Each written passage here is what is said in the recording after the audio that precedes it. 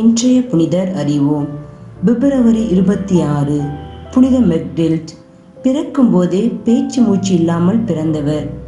அவர் இவ்வாறு பிறந்ததை பார்த்துவிட்டு அவருடைய பெற்றோர் ஒரு கணம் செய்வதறியாது திகைத்து நின்றார்கள். பின் அவரை தூக்கி கொண்டு ஆலயத்திற்கு ஓடினார்கள். அங்கிருந்த குருவானவரிடம் தங்களுடைய குழந்தை இறப்பதற்கு முன்பாக திருமுழுக்கு கொடுக்க வேண்டும் என்று கேட்டார்கள். அதற்கு குருவானவர் அவர்களிடம், உங்களுடைய குழந்தை இறக்க மாட்டாள்.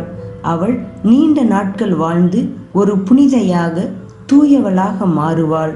இவள் வழியாக கடவுள் பல புதுமைகள் நிகழ்த்துவார் என்றார். குருவானவர் சொன்னது போன்றே நீண்ட நாட்கள் உயிர் வாழ்ந்து ஒரு புனிதையாக மாறியவர்தான் மெக்டில்ட்.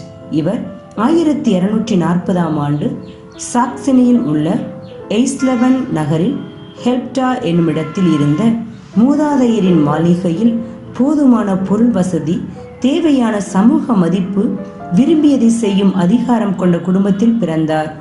இவர் சிறு வயதிலேயே மிகுந்த பக்தியோடு வளர்ந்து வந்தார்.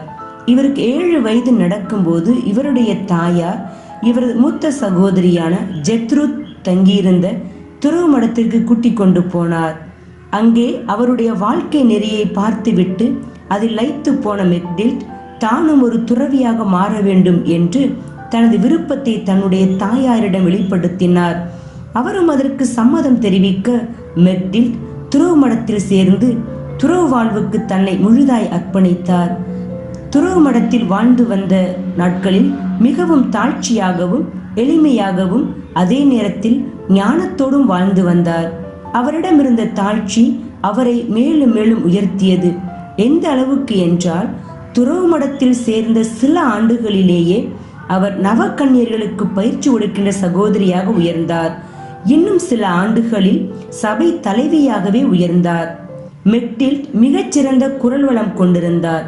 அதனால் துறவு மடத்தில் இருந்த பாடல் குழுவிற்கு பொறுப்பாளராய் மாறினார். மெக்டில்ட்டின் குரல் எல்லோருக்கும் பிடித்த ஒரு குரலாய் இருந்தது. அவர் ஆண்டவரின் இனிய குயிலாக விளங்கினார். திருஹிருதய ஆண்டவர் மீது மிகுந்த பக்தி கொண்டிருந்தார். அந்த பக்தியை மக்கள் மத்தியிலும் பரப்பினார். ஆண்டவர் இயேசு அவருக்கு நிறைய வெளிப்பாடுகளை வெளிப்படுத்தினார். 2 அருள் சகோதரிகளிடம் மட்டுமே ரகசியமாக மெக்டில்ட் பகிர்ந்து கொண்டார். மெக்டில்ட் இளைய வயதினராக இருந்தாலும் மிகுந்த ஞானத்தோடு விளங்கினார். அவர் இவ்வாறு ஞானத்தோடு விளங்கியதால் அவரிடத்தில் ஆலோசனை கேட்பதற்கு நிறைய பேர் வந்து போனார்கள். குறிப்பாக டொமினிக்கன் சபை துறவிகள், சபை பொறுப்பாளர்கள் கூட அவரிடத்தில் ஆலோசனை கேட்பதற்காக வந்து போனார்கள். எல்லோருக்கும் அவர் இறைவன் தனக்கு என்ன வெளிப்படுத்தினாரோ அதனை அவர்களுக்கு ஆலோசனையாக வழங்கினார். மெக்டில்ட் ஆண்டவர் இயேசுவின் திருக்காட்சியை காணும் பேறு பெற்றார். அக்காட்சிகளில் ஆண்டவர் இயேசு அவருக்கு நிறைய உண்மைகளை வெளிப்படுத்தினார்.